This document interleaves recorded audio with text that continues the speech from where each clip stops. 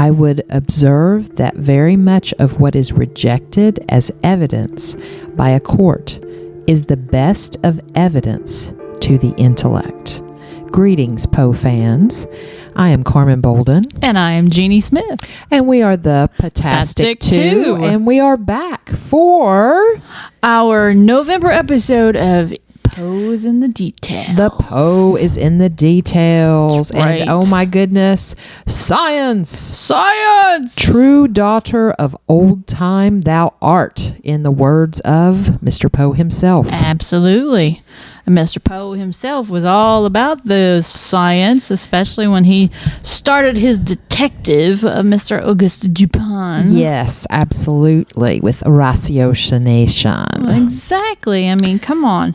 You have to take the historical aspects of all the forensics evidence that's just popped up from the very beginning that nobody knew what to do with. I mean, exactly. Come on. Eureka was in the bathroom. Yes. In the bathtub before he figured out, ooh, yuck, it is gravity. And that's Poe's science work is Eureka. Exactly. I mean, I don't know, why didn't he write a book, write a story called you? Didn't he write one, Eureka? No, it was somebody else. Okay. Sorry. But yeah, his scientific work is Eureka. Yeah. It's about 100 pages or so. I've read it. Yeah. And it is very, very interesting, his thoughts.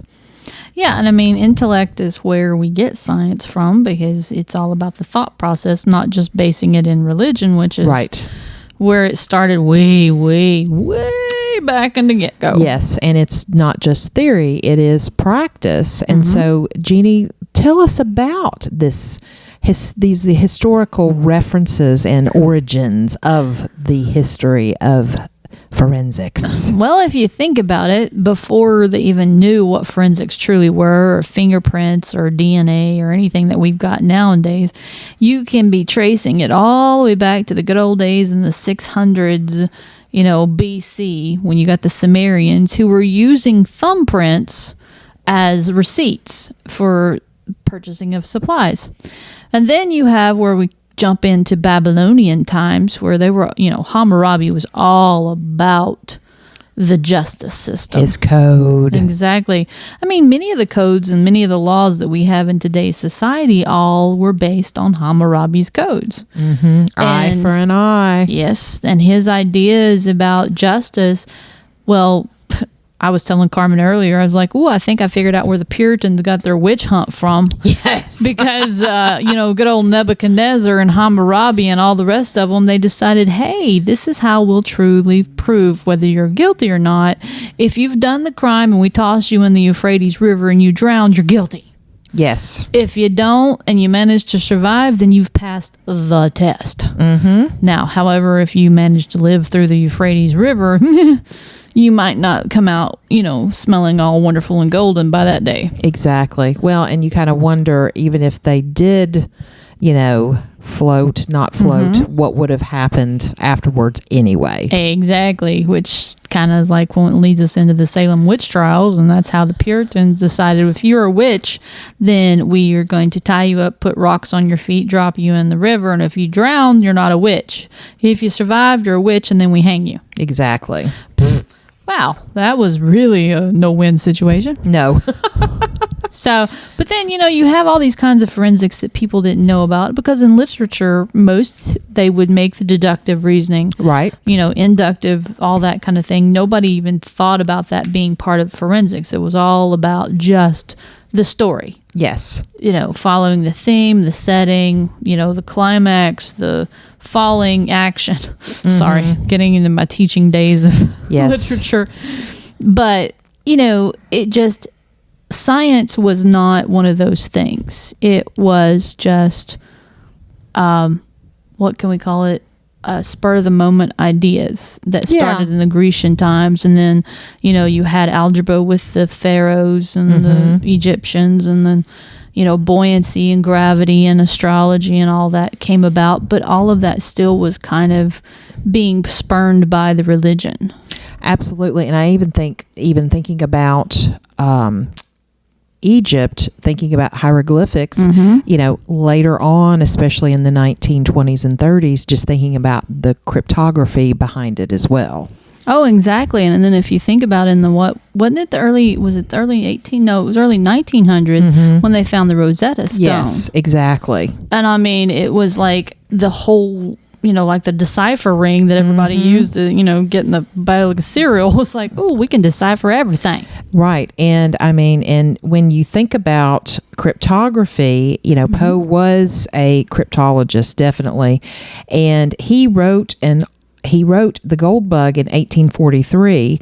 And it really, that term cryptography, he kind of coined and in that story, and was one of the first to actually say it. And then he also kind of thinking about Francis Bacon, Poe talked about in different articles and things, just puzzles and solving puzzles and things like that, leaning back to cryptography. Yeah, I mean, and that's the thing. Science, and we're going to bring it up to the scientific method. If you think about it from the very beginning of history up until what we have now, we are the living proof of the scientific method. Yes, absolutely. It all comes down to, we start with a question, and then we create a hypothesis, and then we follow through with the experimentation. But Poe is one of the world's best of putting it all together, and not only him figuring it out, but in his stories, his readers are the ones that are figuring it out. Yes, because they're following his examples, and he builds that. And it's like when we were talking with Props and Pints, and when we were talking with Dr. Poe, which I thought was really cool. Yes, oh, hello, Poe. Yes. But just explaining to him that was part of Poe's genius. Yes. Is that where was he truly wanting you to find the justice in his stories? Which person were you following? I mean, even in today's society, whether the whole term of not guilty does not mean someone's innocent. Exactly. Not guilty just means there's not enough evidence to prove that you did something wrong. Right. It's just they've gotten their due process, which every person is guaranteed, even like as a dean of students, when and a previous administrator in schools, every student gets their due process to explain the whys, the hows, or the denials of what they did or didn't do. Exactly. And that was one of the things that Poe took from history and made in literature what we have now as we call the detective story. Yes. He took due process as the evidentiary pathway of reading and interpreting and just building upon it to the point to where you can't undo it. Yes. It is what it is. You have that pathway. You have what you need. And he was the spot on guy to build the story and build what you needed.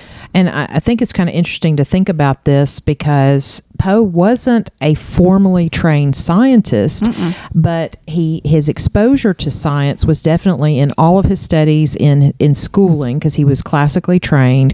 But he also, when he studied at University of Virginia, his military training and just his techniques as a journalist himself, and that really brought him into his desire to know more about science.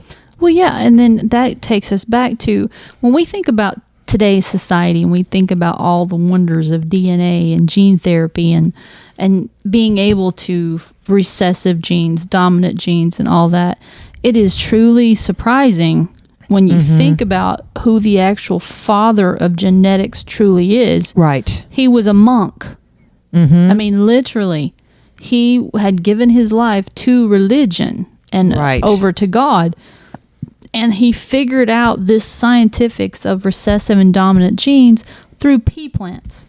That's just amazing. Yeah. And that just in itself is, you think about it, the people that stumble upon what we have today and started the process and rolling that down the hill, it has to have someone to start the process and then somebody pick it up. Exactly. And going forward into the future, it's still the same process. And that's what's so surreal to think about. Yeah, and even in chemistry, you know, we all have the periodic table, and it had started way back in the Grecian times of, you know, Right. the atom, which literally in Greek means that it's indivisible. Right. Yes. You know, that's what the atom started at.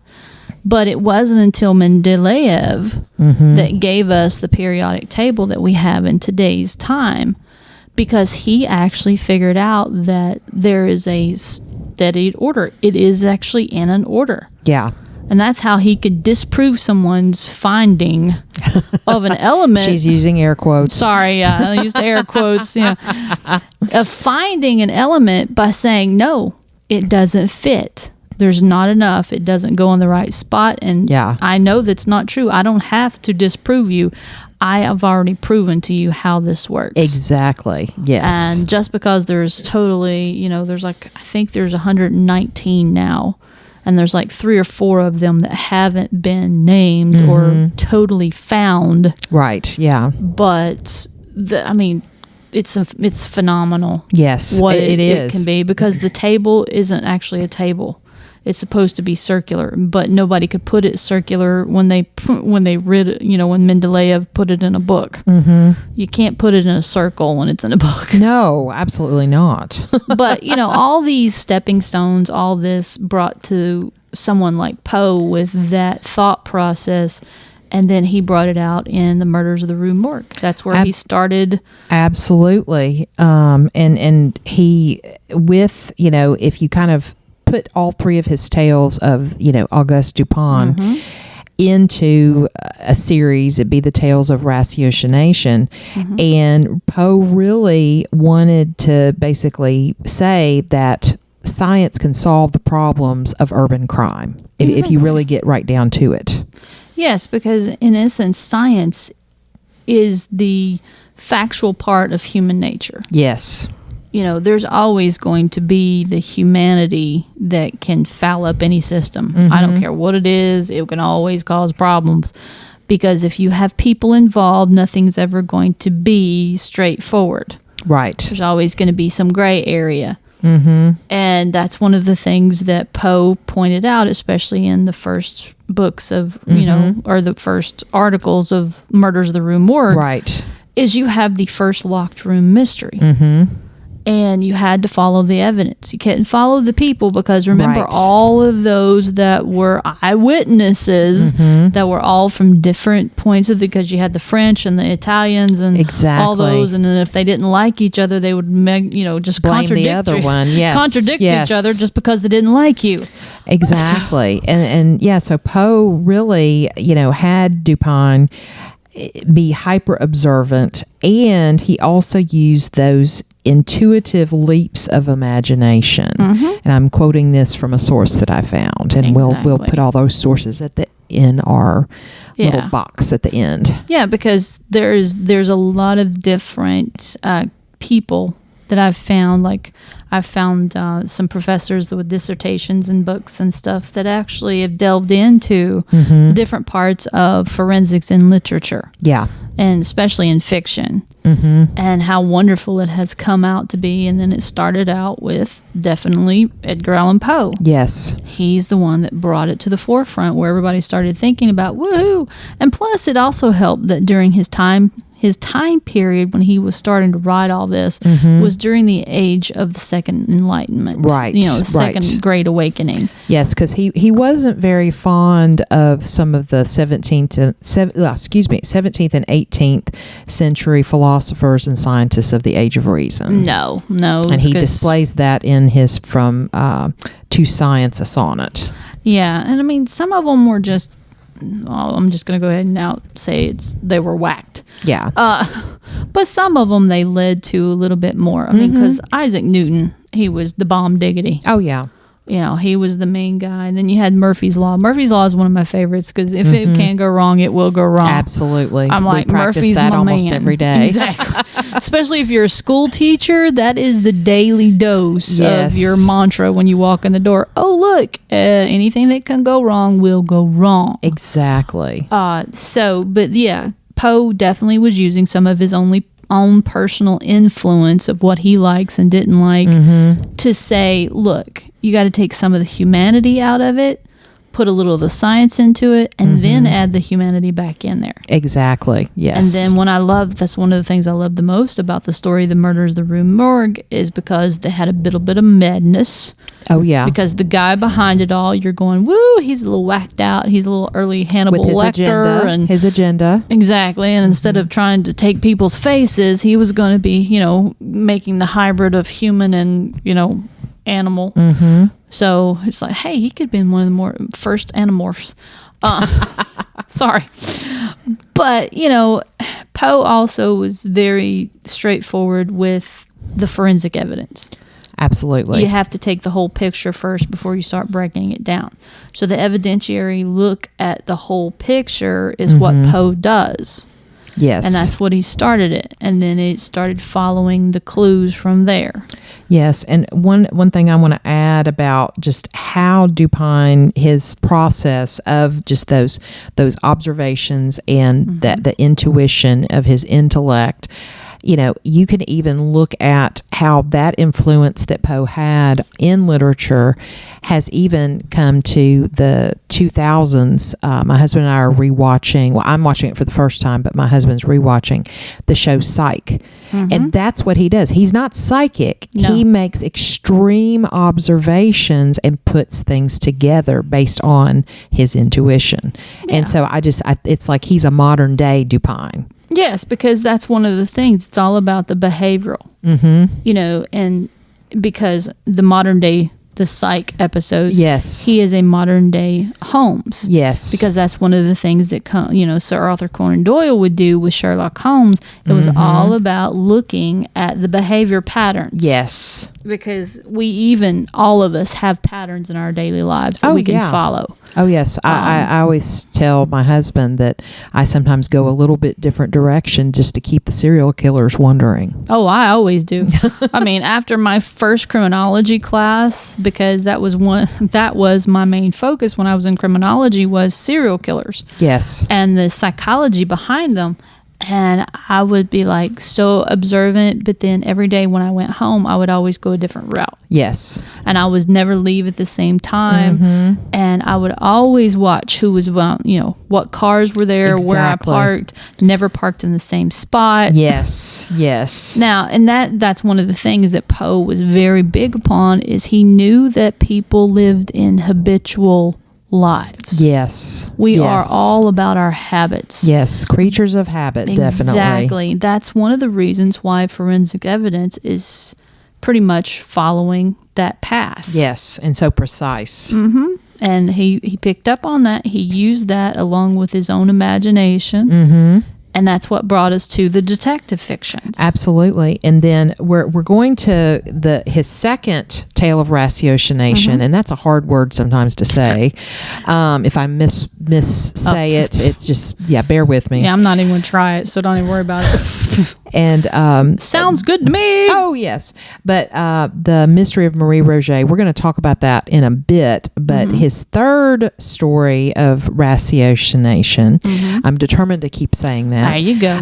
Was the Purloined Letter. And Dupin goes into the mind of the man who is the person who is hiding the letter in plain sight. And so really it's so much just the behavior profiling that exists today that really didn't get started until the 60s and 70s. Exactly. And actually or 1960s and 70s, I should say. The behavioralist that was credited somewhat with coining the phrase of behavioral psychology or serial killer right. was Robert Ressler, who Yes. was an FBI agent. And and I mean, that was like in the 60s. Yes. And all that, because back before then it was always like, yeah, we knew like Jack the Ripper and they were killing multiple people, but we weren't coining them with a certain term, terminology. I know you have done a lot of research on Ressler. I have done more probably on John E. Douglas. Yeah. And they work together.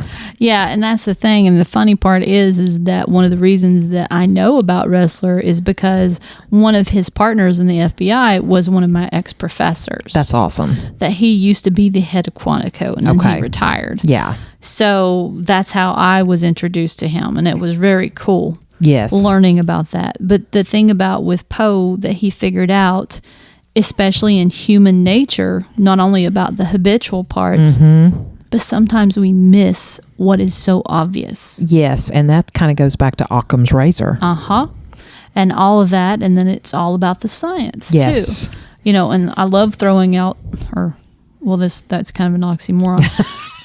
Schrodinger's cat, yes. So, but that's all part of the part and parcel. Don't throw out the cat with the box. No, not throwing regardless if he's alive or dead. No, exactly. Not throwing the cat out with the box in any way, shape, or form. Because the cat would probably come out and beat me to death with it. Or scratch you. Yes. Yeah, exactly. But yes, Poe was all about the following the evidentiary, then looking at the pathology of it. Yes. Because you have to get down to the nitty gritty, and I hate to say that. It's true though. It's true. Yeah, because you have to look at what made those things happen. What made a person's body go that quickly? Yes. Why did they decompose that fast? Exactly. Why, of course, if you cut someone's heart out in telltale heart, that's going to cause a problem. Yes, it is. I'm just saying. Speaking of which, we're going to talk about some psychology in that story in just a moment. Yeah, but we're trying to find our own little forensic path here, because we started with the evidence, and now we're going to lead into the pathology of it. Yes, and then one story and one article that Poe wrote really kind of keeps going with just the whole meat of evidence and how to use evidence. But like in MS Found in a Bottle, which he won the Saturday Visitor Award back in, I forgot to write down the date. October.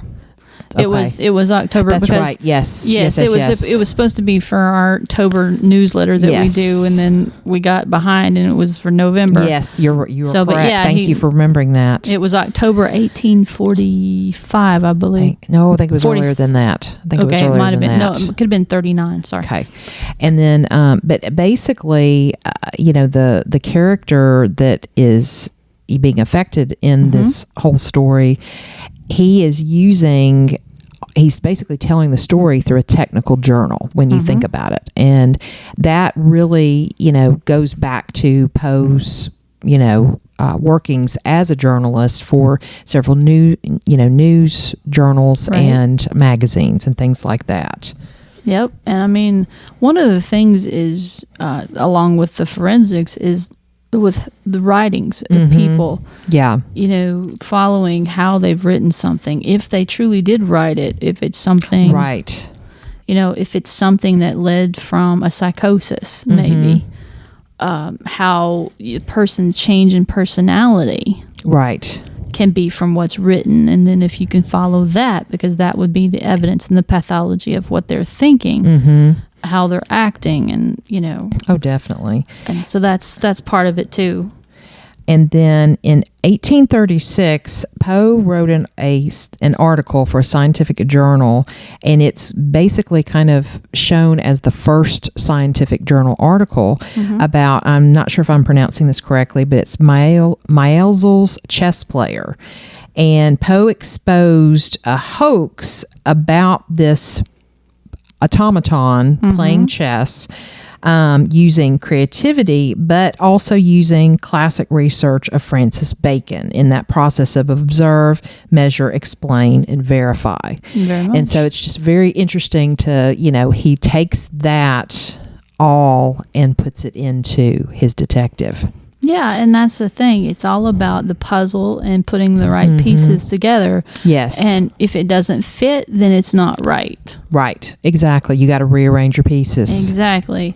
And that's part of the whole thing of a detective. And sometimes, and the sad part is sometimes the detectives have to become what the killer is, or what the the pathology and the evidence shows. They have to start thinking like them, and that's why it's so difficult. Almost like method acting in a way. Yes, and that's why. I mean, that brings us to Heath Ledger. I was just reading an article the other day about his portraying of the Joker. Yes, he got so involved and becoming the character of the Joker.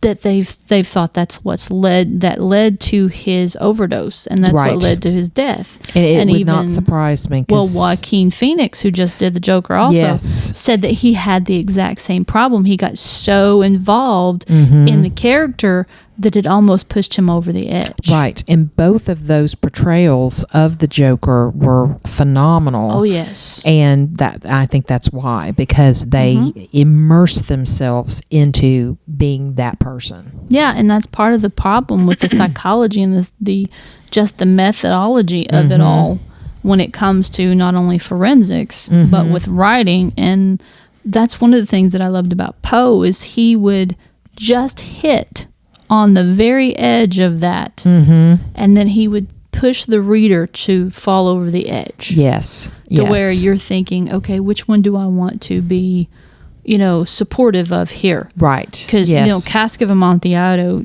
pops into my head every time.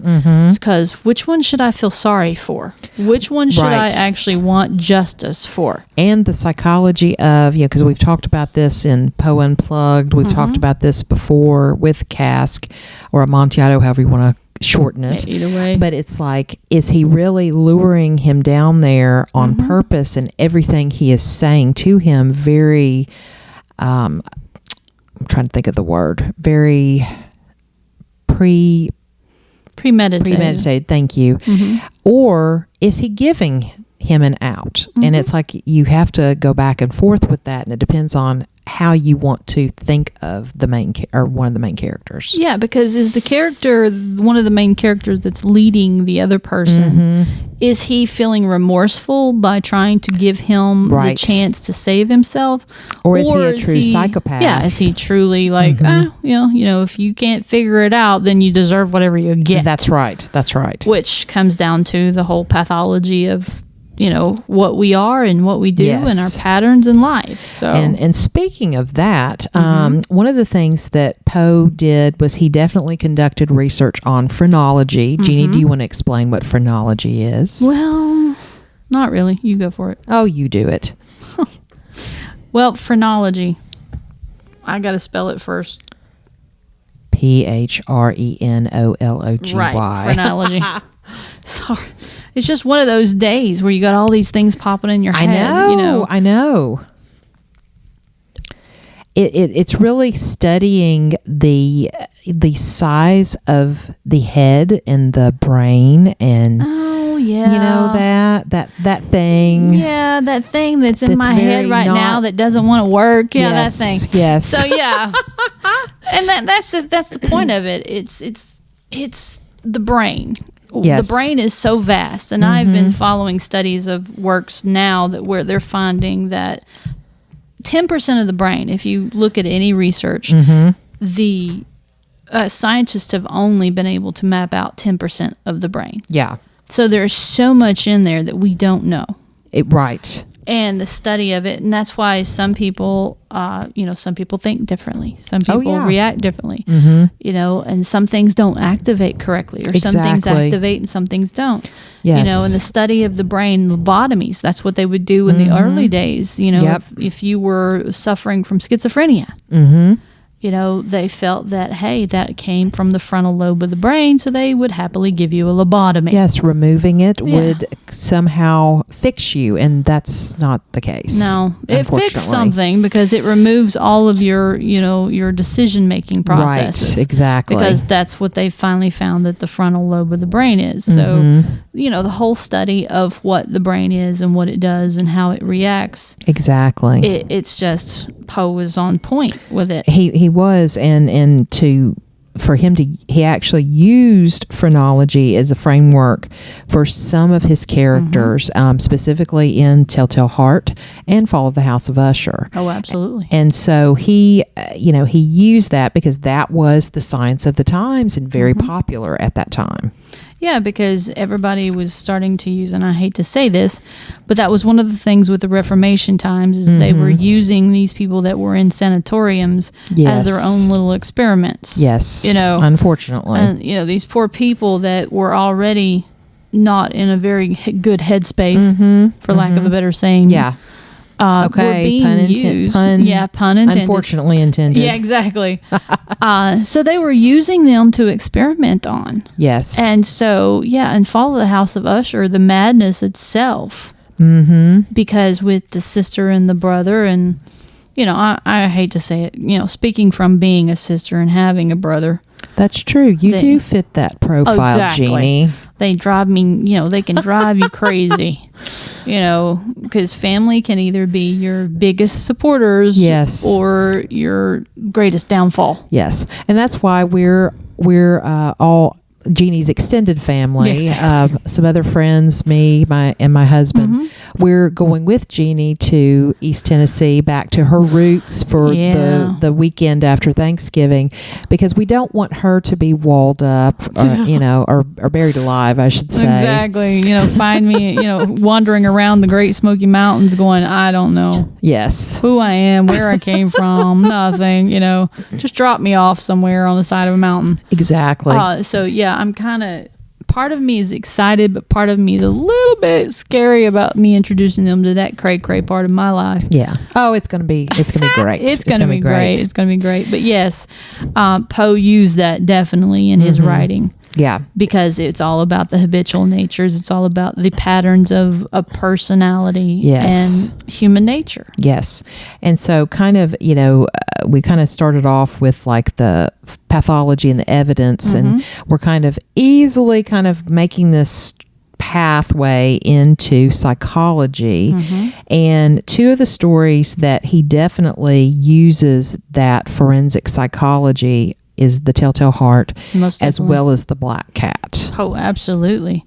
I mean, because sometimes we are our own worst enemies. And that was one of the things with the Telltale Heart. Yes. Is that he preyed upon that one instance in our own lives of we do something wrong and we know we've done something wrong. Right. The guilt and the remorse is subconsciously like killing you inside to scream out that you're guilty, and it takes on its own entity, which if you read it from a scientific perspective or a forensics perspective rather than just as literature in horror, it really, the character is schizophrenic, which that term was not created then.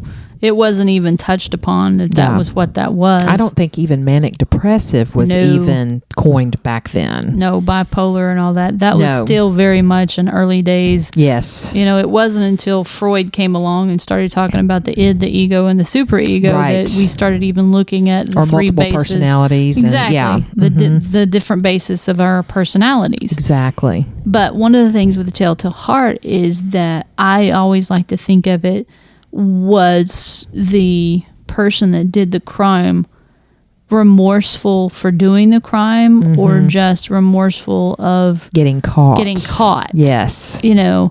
That was always the stepping stone. It's like with the cask, are you going to be guilty of doing the crime, or are you guilty or feeling guilty because you're getting caught at the crime? Right. Right. which is another basic behavior in our personality. Mm-hmm. You know, are you feeling guilty because you did something wrong, or did you not see anything done wrong, but you're feeling guilty because somebody else will? Right. Exactly. Because not everybody feels the same way of right and wrong. Yes. I hate to break it to you, but that's just the way life is. Mm-hmm. What some people, you know, one of the biggest things, especially going around in the world, is the death penalty in the United States. Yes. We have been standing on the precipice of the line of the death penalty for so many times. And everybody's like, you know, it's unconstitutional. Well, the thing about the death penalty itself is not unconstitutional. It's the carrying out of the death penalty Right. that they say it falls under the Eighth Amendment of cruel and unusual punishment. Right. But it also goes back to Hammurabi's code of an eye for an eye. Yeah, you know, and that's the thing. It's all about perspective. Yes, absolutely. You know, and especially in scientific endeavors of psychosis. Absolutely. You know, it's all about the perspective of what one person sees as I'm doing something that needs to be done, and this is, you know, this is true and this is good. But in the same aspect, someone can see that as that's wrong. Yeah. That does not need to be happening. So, and that's where we get into the biggest issues that we have in today's society when it comes down to the fine line between right and wrong. I think so. And The Black Cat is another story that Poe takes psychology, begins to create this narrator into a textbook case of psychopathic personality. I mean, Yeah. truly a narcissist, truly a psychopath who has no conscience. And once he starts drinking, he becomes another person. Oh, absolutely. And at the end, he's using his hubris, you know, walking around the basement with the police and thinking he's going to get away with it. But then that little black cat doesn't let him. Yeah, there's always that one thing, because there's always that one little thing in the movies and in the books and everything. There is no such thing as a perfect murder. No, not at all. Because there will always be something, be something that will trip you up. Right. Because in humanity itself, we have our hubris. Yes. And even with that hubris, you cannot keep quiet. Right. And you forget Cannot- something. Exactly. Every little detail can go down. Now, you know, albeit there are some killers that can get away for many, many years. Yes. But at the same time, there's always going to be something that will catch them. Yes. It surfaces out of Exactly. the And darkness. And it doesn't even have to be a killer. No. And Right. it's like even with the Black Cat, the first thing that I was thinking of when I was reading it is I'm like, you know, Poe is actually coining the definition of a serial killer Yes. and looking at the behavioral aspects of it long before Right. it ever comes into place. Yes. And it just is amazing to me that he was able to do that. I agree, because, you know, the definition of psychopathy was not really agreed upon until the 1990s. You know, that's what, 150-ish years? Oh, absolutely. You know, and Poe was describing these things with his words in his story of the Black Cat long before anybody ever thought it was a thing. Exactly. It's just amazing to think about all the things that Poe has defined and the influences that he keeps carrying on. Thus, our Poecast. Exactly. And it comes back down to the same things of the scientific method.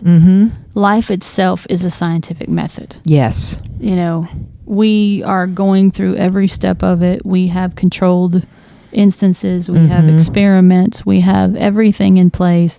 And Poe was just one of those people that started it out to where we started seeing it. He was the one that started the pattern of what we see forensics is today. Yes, absolutely. And anyone that disagrees, we have something to talk about. We do. That could be a whole Poe Unplugged. Exactly. But the kind of last story that we're going to talk about, it is the second Dupin story. And that is the mystery of Marie Roget. And he took basically a real story of Mary Rogers and changed it from American to French, and then basically changed her name to Marie Roget. Exactly. And this one, it really has all of the things that you think about forensics, because it has the pathology, it has the psychology, and the evidentiary trail. it does. And Dupin uses the method of time, place, evidence, looking at what the police were saying about how long her body had been in the water. And he's, as I quote, inception of water into the lungs, and he disproves the police because they're not really using the science of the evidence, but Dupin is able to see that and know. Yeah, and the thing about it, and I was also mentioning this to Carmen, one of the authors in the past 20, 30 years at least is Patricia Cromwell. Yes. And she introduced the Body Farm. Yes. Which is a big thing, and it is at the University of Tennessee in Knoxville. And it's all about the etymology. It's all about the forensic, the pathology. It's all about following how cadavers react to environment, react to bugs and anything like that. And that is, pushed the forensics of how we see things even more, like with that story about being in the water, the lungs filling up, knowing that there's the difference between an actual wet drowning and a dry drowning. And was she really drowned, or was it something else? Or did they use the water to cover up the forensics of how she died? Right. And Poe actually did this whole story because at first it was unsolved, and he was trying to solve it and have the police look at it again, almost like a very quick cold case, if you will. Exactly. And so it's really interesting, but ending up, the police actually went back and found some more evidence to figure out who was the criminal. And so Poe had to kind of do some finagling with his writing to kind of, show his agenda for writing it and all of that. And so it backfired on Poe, but the story still stands as a very good mystery. Exactly. Today. And it goes to show that it always takes more than one person to solve the crime. Yes. Even with Sherlock Holmes, he could never do it completely without Watson or the others that he needed to lead him to where he needed to go. Right. Because even the human parts of it were clues. Yes. And so that's one of the things that Poe always brought to the forefront. You have the scientifics of it, but you had to look at the human qualities. I agree. It's just amazing to think about just what we have today because of Poe. Exactly. It's all about the forensics, and the Poe is in the details. Yes, absolutely. Yeah. Well, I just want to remind everyone that on November 29th, we are having our Poe Unplugged Zoom book club. Exactly. Literature club. Our unbook club. Unbook club. Yeah, I love that term. Love that term. And we're going to be reading, please read Telltale Heart beforehand. And then we're going to be talking about the psychology in it, as well as Poe Movies, who created a short film that's nominated for an Emmy, will be on our Poe Unplugged that evening, so you can ask questions. We're going to be showing the movie, The Telltale Heart. Yeah, it's a 19-minute video. Yes, it is so amazing, and their adaptation. They've changed a few things based on who the narrator is, but it works so well. We're not going to do any spoilers. Yeah. You're going to love it. So please join us that night, and that's going to be Tuesday, November the 29th, and then you can sign up on our website Yes. at 6degreesofpoe.com. And look for the tab Poe Unplugged. Exactly, and we would look forward to you joining us then. Yes. Remember, you can catch us on our platforms for Spotify. We are on Facebook, Sirius. We're on Facebook, Twitter, YouTube. YouTube. And that's Yeah. Poe Unplugged on Yeah. YouTube. Yes, because on our Poe Unplugged, it's not just about Poe; it's about unpoe. Yes. Everything, Absolutely. whether it be, current, past, previous, where we've been, what we've seen. Carmen usually has a lot of cool things because she travels more than I do now. Yes. Yes. So please check out the YouTube.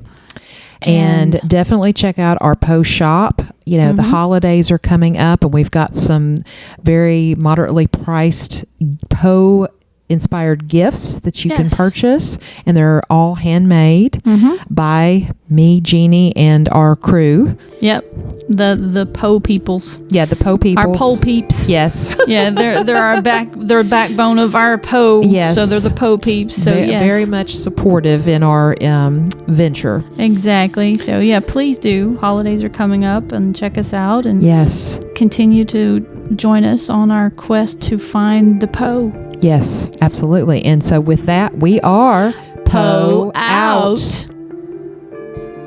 Nothing is more hateful to wisdom than excessive cleverness.